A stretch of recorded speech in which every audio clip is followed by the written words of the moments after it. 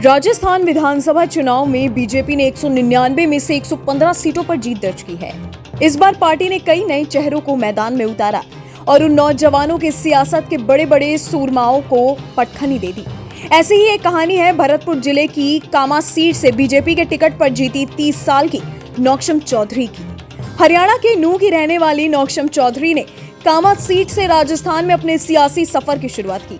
उनका मुकाबला था गहलोत सरकार की मंत्री जाहिदा खान से। बीजेपी प्रत्याशी नौक्षम चौधरी ने 78,646 मत प्राप्त कर 13,906 मतों से जीत दर्ज की। उन्होंने निर्दलीय प्रत्याशी मुख्तियार अहमद को हराया। इसके अलावा सरकार में मंत्री जाहिदा खान तीसरे नंबर पर रहीं। बता दें कि इससे पहले नौक्षम चौधरी साल 2019 में हरियाणा विधानसभा चुनाव में पुन्हाना सीट से बीजेपी के टिकट पर चुनाव लड़ी थी, मगर हार गई थी। लेकिन उनकी किस्मत राजस्थान विधानसभा चुनाव में खुल गई और उन्होंने जीत हासिल की। भरतपुर की कामा सीट मुस्लिम बाहुल्य सीट है। 30 बरस की नौक्षम है, मेवात से ही, लेकिन हरियाणा वाले मेवात की। पैतृक गांव है पुन्हाना जिले का पैमा खेड़ा। उनकी मां रंजीता कौर हरियाणा काडर में IAS ऑफिसर है और पिता राम सिंह चौधरी रिटायर्ड जज हैं। उनके चाचा भी IPS ऑफिसर थे। नौक्षम के मामा भी सरकार में बड़े ओहदे पर हैं। नौक्षम ने दिल्ली यूनिवर्सिटी के मिरांडा हाउस कॉलेज से हिस्ट्री की पढ़ाई की है। एक इंटरव्यू में नौक्षम ने बताया है कि मिरांडा हाउस में पढ़ाई के दौरान उन्होंने खूब सारी डिबेट्स में पार्टिसिपेट किया। इसके अलावा नाटक लिखने और स्टेज पर एक्टिंग करने में भी उनकी दिलचस्पी रही है। उन्हें 10 भाषाओं का ज्ञान है। DU के बाद वो आगे की पढ़ाई के लिए इटली के मिलान शहर चली गई।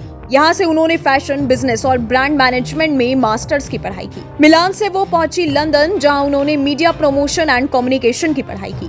बीजेपी विधायक नौक्षम चौधरी ने जीत हासिल करने के बाद कहा कि जीत के लिए सभी मतदाताओं, बीजेपी कार्यकर्ताओं और जनता का आभार। शिक्षा, बिजली, सड़क, पानी, भ्रष्टाचार मुक्त शासन मेरी प्राथमिकताएं रहेंगी।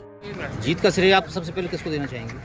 मैं कामा विधानसभा के सभी हमारे सम्मानित साथियों का, सभी वोटर्स का, आम जनता का, आवाम का, बुजुर्गों का, भाजपा के कार्यकर्ताओं का, सभी का। आपके क्षेत्र में प्राथमिकता क्या होंगी?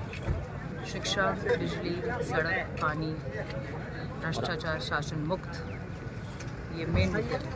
कोई संदेश जनता को?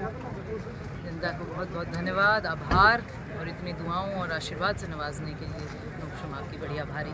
दरअसल नौक्षम चौधरी हरियाणा से यहाँ जब चुनाव लड़ने आई तब उन पर बाहरी प्रत्याशी होने का ठप्पा लगा था, मगर जाहिदा खान के खिलाफ उनके समुदाय में नाराजगी थी और मुस्लिम समुदाय ने अपना निर्दलीय प्रत्याशी मुख्तियार अहमद को खड़ा कर दिया था, जिससे जाहिदा खान को हराया जा सके।